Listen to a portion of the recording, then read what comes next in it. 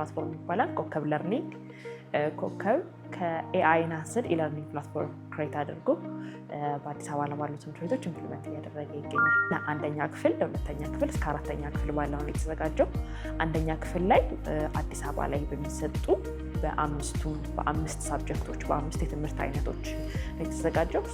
እነዛን የትምህርት አይነቶች በጌም ቤስድ አድርገን ልጆች እየተዝናኑ እንዲማሩበት እንዲሁም ደግሞ ኤአይ ደግሞ ሰፖርት እንዲያደርጋቸው የነሱን በነሱ መሰረት በአንደርስታንዲንግ ሌቭላቸው በደንብ ራውት እያደረጉ በደንብ እንዲማሩበት ከዛም በተጨማሪ ደግሞ ፕሮናውንሴሽን ሌቭላቸው አሁን እንግሊዝኛን በሚያነቡበት ሰዓት እንዲሁ ኢንቫይሮንመንታቸውን በሚያነቡበት ሰዓት በደንብ ኢንጌጅ እንዲያደርጉ በደንብ ኢንተራክት አድርገው እንዲያነቡ የማንበብ ስኪላቸውን እንዲጨምር እንዲሁም ደግሞ በደንብ ይሄ ከትምህርታቸው ጋር እንዲዋሃዱ የሚያደርግ የኤአይ ሶሉሽን ነው ማለት ነው።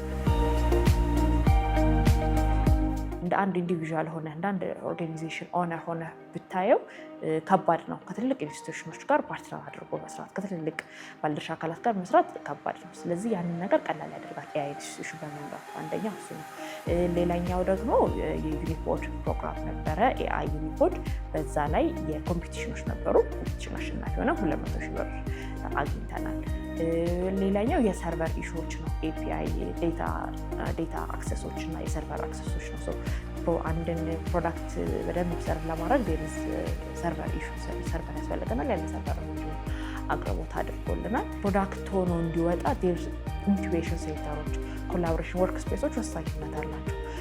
እዚህ ሆነህ ደግሞ ከጓደኞች ጋር እንዳንተ አይነት ደግሞ ስራ ፈጥራ ከሚፈጥሩ ልጆች ጋር በመሆን የምታደርገው ኮሚኒኬሽን ፕሮዳክት ሆኖ እንዲወጣ ካምፓኒ ሆኖ ተመስርቶ እንዲወጣ ወደፊት ዩኒኮርን ሆኖ ደግሞ ሀገርን እንዲጠቅም ዓለም ላይም ትልቅ ተጽዕኖ እንዲያደርግ ትልቅ ኃላፊነት አለ። ስለዚህ የስታርታፕ ቦታ መሰጠቱ ትልቅ ነገር ነው። ወደፊት ፕራይቬት ሴክተሩ ልናሳድግበት የምንችለው እኛም አድገን ስትሮንግ ሆነን የምንወጣው ትልልቅ ፓርትነርሺፖችን አድርገን ብዙ ህዝብ ጋር የሚደርስ ፕሮዳክት መስራት ስንችል ነው። ለዛ ይህን ይመስላል ስታርታፑ የሰጠን ሰፖርት። እንዲሁም ደግሞ ኢንስቲትዩሽኑ እያደረገው እንደ ሀገርም የተደረገ ስታርታፑ ላይ የተደረገው ያሉ ሰፖርቶች ትልቅ ናቸው።